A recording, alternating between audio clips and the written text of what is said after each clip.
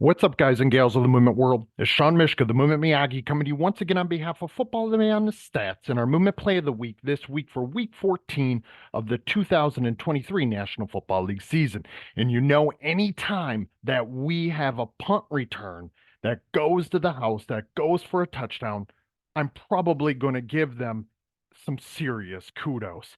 And when it happens in a situation and a condition such as it is today for Tylan Wallace of the Baltimore Ravens, to have this walk-off winner in overtime at home against the Rams on Sunday, I'm probably going to focus a little bit more time, energy, and attention there as well. In those situations and conditions that I'm referring to are Tylan Wallace stepping in for the injured Devin Duvernay.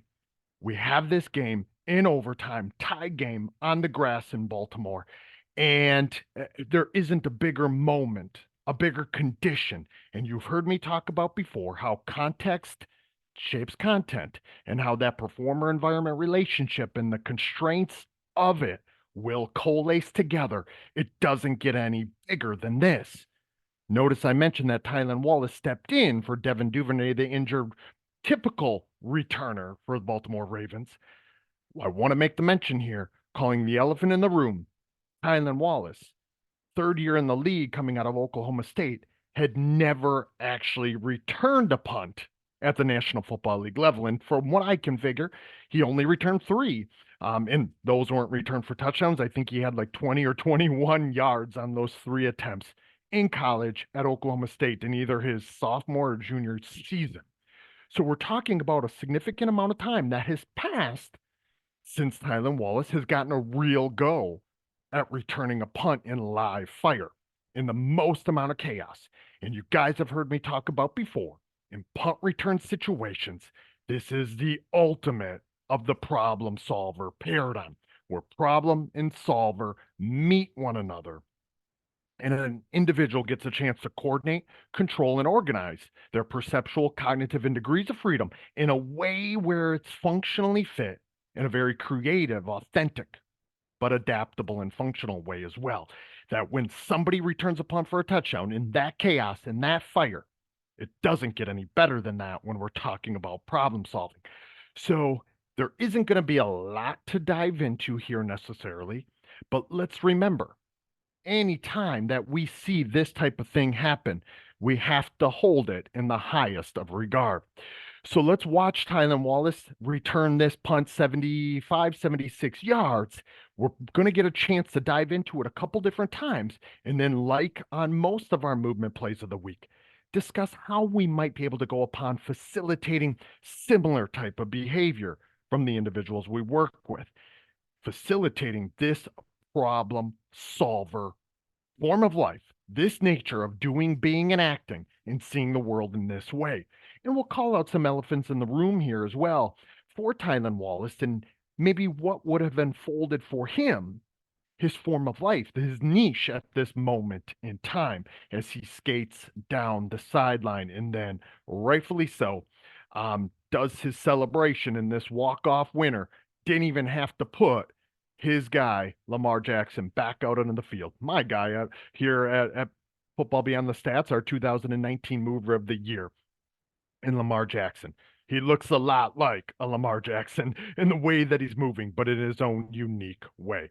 Now, I will, in full transparency, haven't had a clue who Tylan Wallace is up to this moment in time. But again, remember, as Nikolai Bernstein way back in the day would have told us in regards to dexterity, the highest expression of movement skill, the ability to solve any emerging movement problem, and that would be situation to situation, but across situations, right?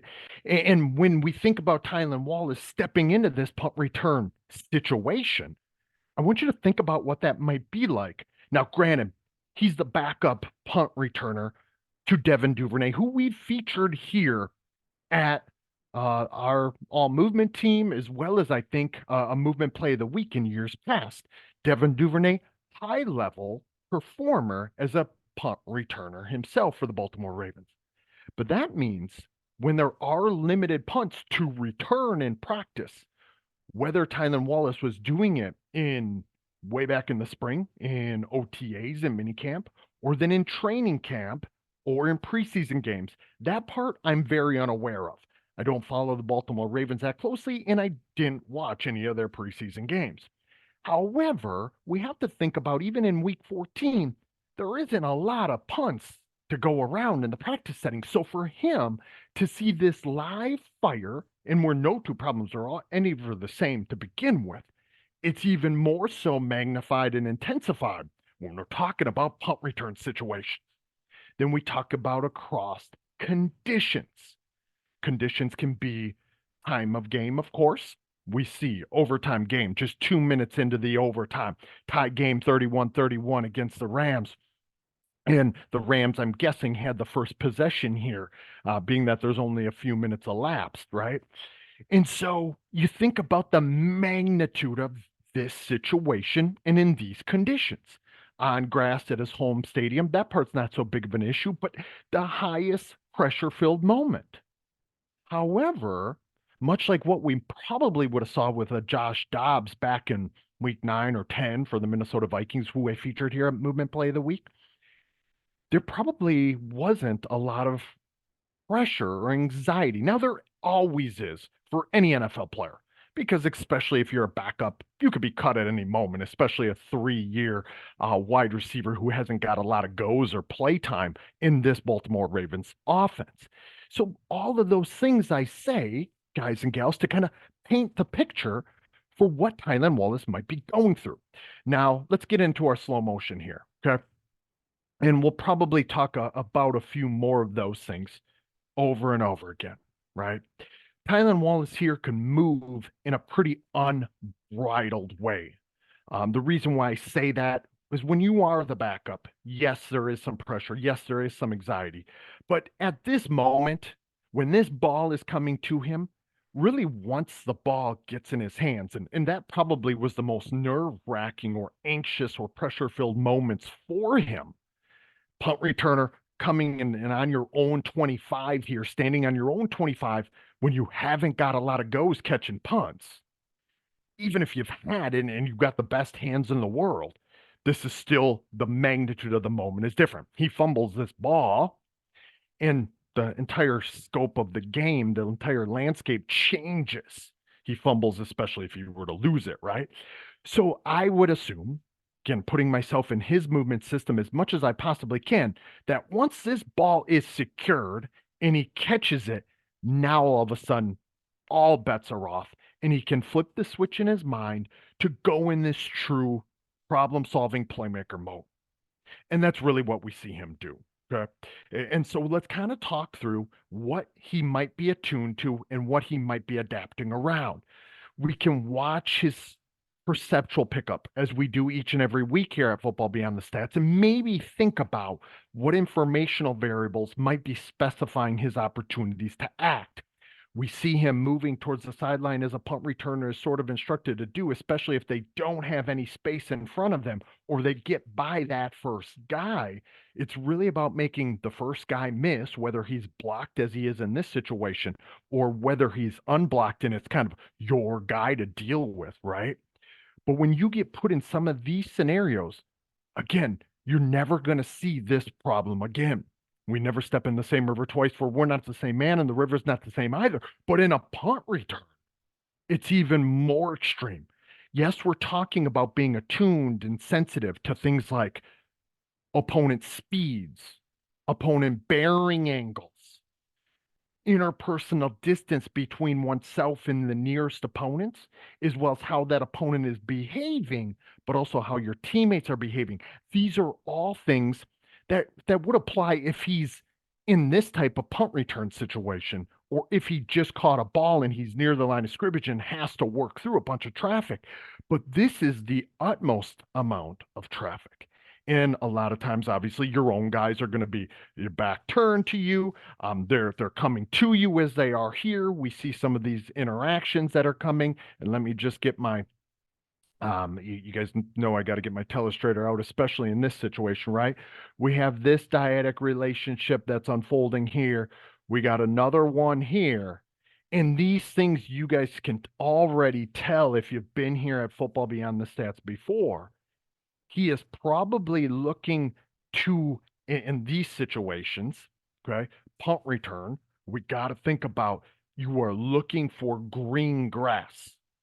But the opponents, as well as your own teammates, are very, very informative to you.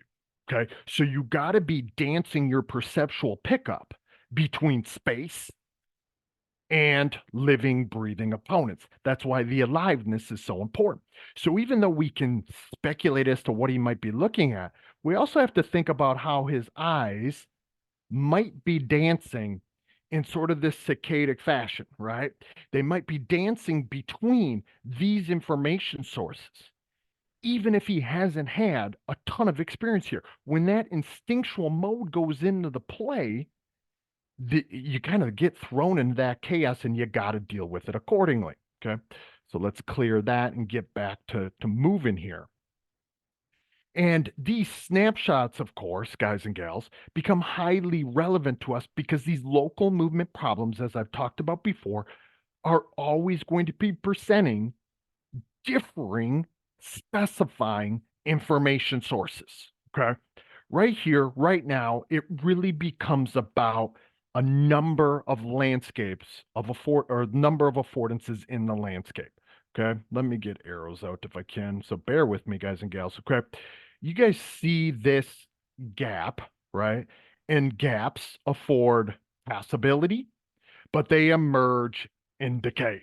Okay. That should be intuitively obvious. They emerge and decay very quickly when you're talking about a punt return situation, which is a 1 plus 10 via 11. It doesn't get any more 1 versus 11 than in these types of situations, right? Or where there are 11 guys completely fixated on what you're doing.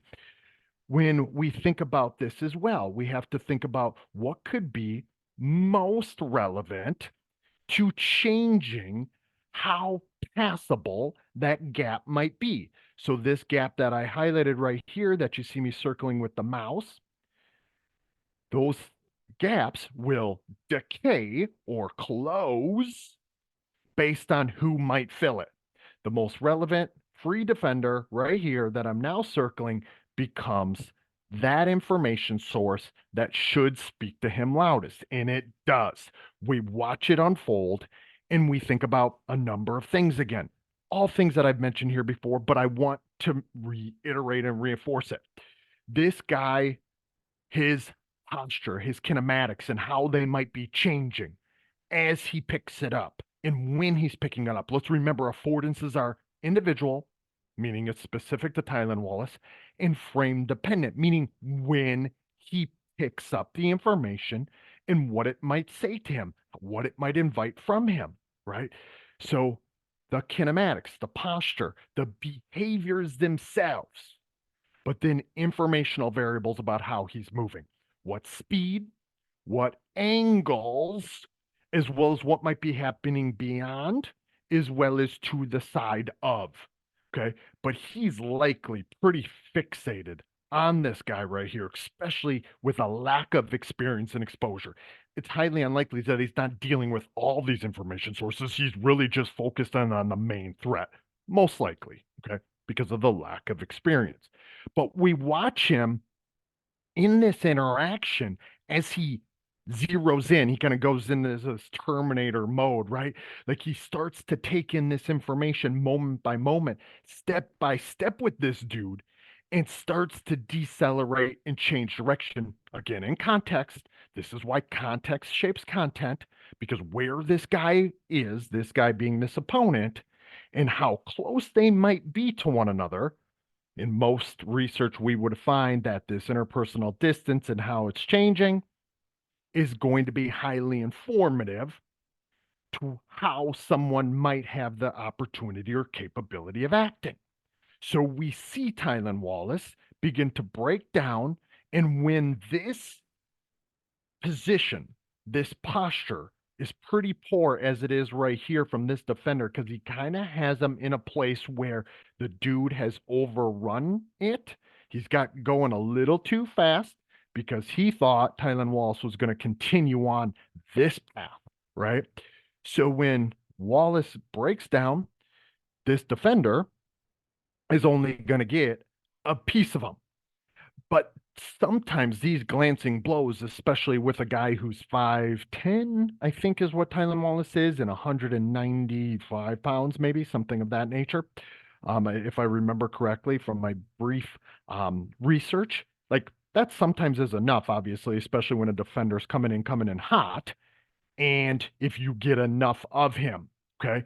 But this spin, this really nifty and novel movement action, which Tyler Wallace did not plan, he did not predict where this guy was going to be. You can tell it's highly emergent, right?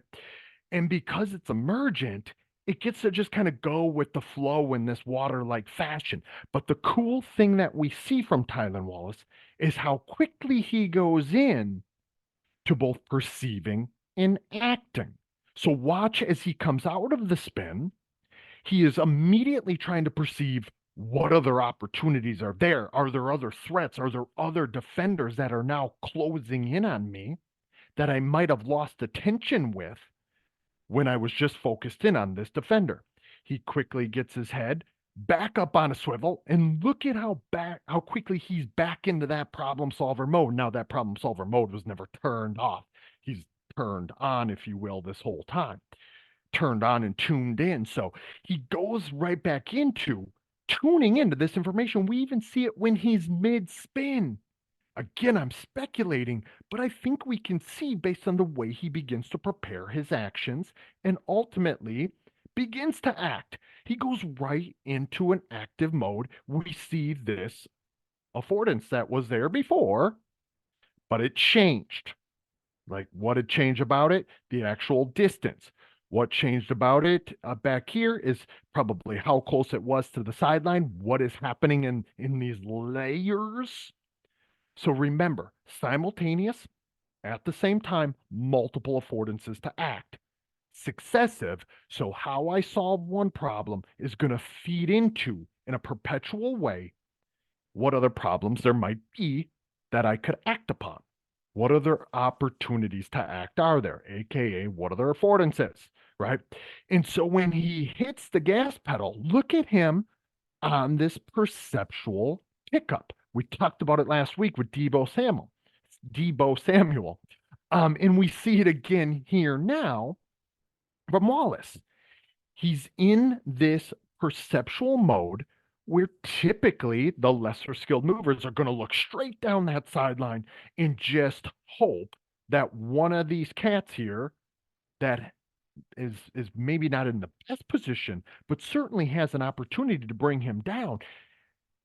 Many players aren't actually using that updated online perceptual pickup to change how fast they might be moving. But look at him here begin to move in relation in accordance to that information he just picked up. So let's not miss it. It's very nuanced, but watch it right here. You can see him already beginning to lean as he's on that gas pedal. So if this guy catches him, which he does, if he catches him with any sort of glancing blow, he's able to bounce off of it a bit. And because he's able to bounce off of it a bit, he doesn't lose that much speed or steam. And he actually doesn't really get completely knocked off balance here, as he maybe could have, especially getting now hands from behind and he looks like a little bit Lamar like in his nature. He doesn't get knocked off balance nearly as much as he might or is about to coming up here. So again, local movement problem to local movement problem. And now we find him. I don't want to miss this because this is part of it that we could or should train. Okay. We could set up, as we talk about each and every week here at Football Beyond the Stats, we could set up and we should set up slices or snippets of the game that behave like this. I've talked before about doing high speed sideline movement, right? We talked about it with David Montgomery. I don't remember what week it was, but it was this season. Moving at high speeds, but having to take in information out in front of oneself or coming at various angles. Maybe the person's coming straight ahead. Maybe there's a dyadic relationship out in front, as we see right here with his own guy and this dude out in front, where there's going to be this dyadic relationship. Maybe it's a chaser or chasers from behind, as we're seeing here. All of these things, guys and gals, as skill acquisition specialists or as coaches at any level, we should set up, and that's what we should be repping. We should be repping the problem solving process for our players in these slices and snippets of the game. Okay. So, 1V, we can probably say, well, it's a 2V. So it's a guy here, is him himself, a chaser from behind, and a defender here. So this would be a 2v2 situation where we might be able to have a guy running down the sideline, and at some point a dude is chasing him, and at some point two dudes are out in front. Now we can change it in a number of ways because no two problems are ever the same. So we're not trying to recreate this. We're trying to use this as an illustrative case study. And of course, if we do it on the left-hand side, we got to do it on the right-hand side as well. And we can change it up based on who's chasing them, who's in front, who the teammate is, who the opponent is, so on and so forth. Repetition without repetition, right? Again, no two problems the same, but what we want to do is repeat the process of solving that problem. So we see here Wallace now taking in information about this dyadic relationship. He's reading and perceiving, picking up information about his teammates' behaviors, but we do see him looking over his right and to his right shoulder right here. I'm not going to draw the arrow, but you guys kind of see where he's looking, right? So his eyes are going back and forth between those two. This relationship and then over here. This relationship and then over here. Watch it unfold. Okay? So we see it now. He gets caught from behind, caught, right? The dude, the ram, just takes enough of him and he starts to lose his balance. He starts to stumble. And now there's other information that is going to be specifying. How does he regain his balance? What kind of stretch reflex is he going through? How does he actually orient his body weight with that leg way out in front? And he's gotten all this speed. This is a highly athletic move that emerged in action, right? This should be pretty obvious. Pretty hard to recreate this, one would think. But as my guy Blake would tell you, we see stuff like this happen all the time in our learning environment.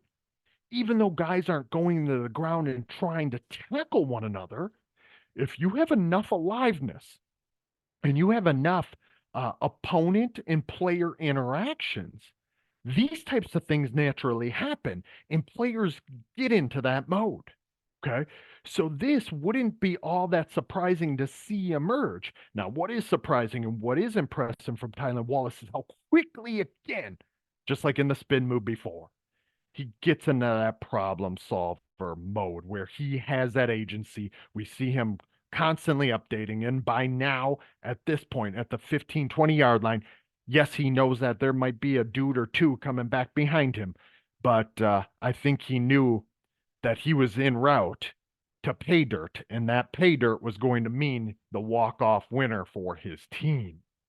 We're going to see it from another angle. We're going to talk about it, maybe just reiterate that, which what we've already discussed. But hopefully you guys are kind of picking up what I'm putting down here, because these types of plays, people would say, well, you can't recreate it because that problem isn't going to happen again. I'm not trying to recreate the same problem. What we're trying to do is use this problem and what we're witnessing here, what is being illustrated here, to help shape what we might do for the athletes that we work with. Let's see it from this angle, see what pops out to us, and then wrap for the day. You can see that even this, where a dude might get the ball in his hands, maybe they return punts, maybe we're just actually trying to get them to open up perceptual, cognitive, and action degrees of freedom. We put them in these punt return situations that could mimic what might unfold in other scenarios, even if they play running back or maybe they play receiver. It could simulate them getting to the second level, or existing in a crosser or something of the like, where you're going to have multiple chasers, right? We see all these chasers present and we see teammates. It could literally be as simple as that, guys and gals. We could have a 1, 2, and 3, so it's a 3v4, just as we see unfold right here, right? It could be something like that, and the individual gets the ball in their hands. Maybe they had their back turn to the problem and they step into it, and this is unfolding, going left or right, depending on which way they want to go. It could be all completely emergent, where this guy could determine, and I should just use arrows here as opposed to trying to tell you guys left or right. Like when this guy gets it, he can either go this way or he can go that way. And of course, I use the double arrow there, but I think you guys kind of see where I'm going with this, right? So this whole problem in this workspace could be about this size, and you need the individual to get out of the workspace while you have these chasing defenders and the interacting opponents. Again, it will be all very, very emergent. And now we see him connect to that information that we talked about before. We see the gap kind of speaking to him, calling for him, beckoning him to come there. But what threat is going to be there? He's got to deal with it first and foremost. And you can see he's locked into interpersonal distance. He's locked into posture. One of the two, probably, or a combination of them, right? And if this was a more skilled mover, somebody who's had a little bit more experience, it would likely be, at least from my perspective and my speculation, I'm trying to get my button to work, it would likely be that he would be taking in this information, maybe his teammate, maybe the space that exists there, or who might be occupying that space while still dealing with this information. Okay.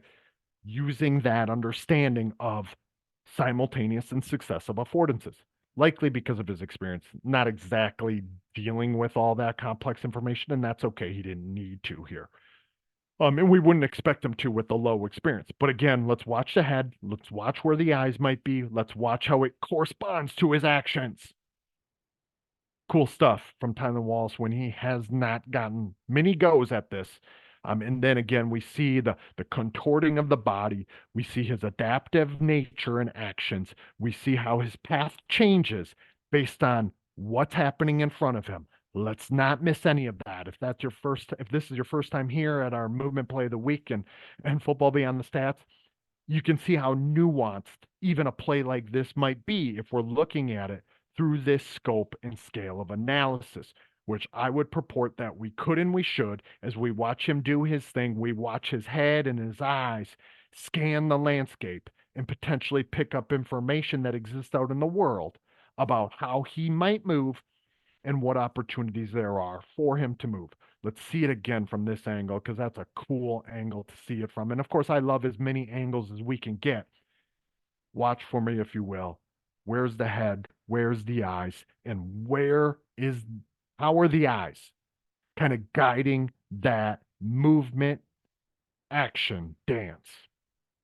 Because that's really what it comes down to when we tell this movement problem solving story for Tylan Wallace as he has this walk-off winner against the Rams on Sunday. So pretty cool stuff here, guys and gals, from my perspective. Anytime we have a punt return, go for a touchdown, we have to investigate it a little deeper. Hopefully you guys can kind of pick up what I'm putting down here and see what I'm seeing from my perspective.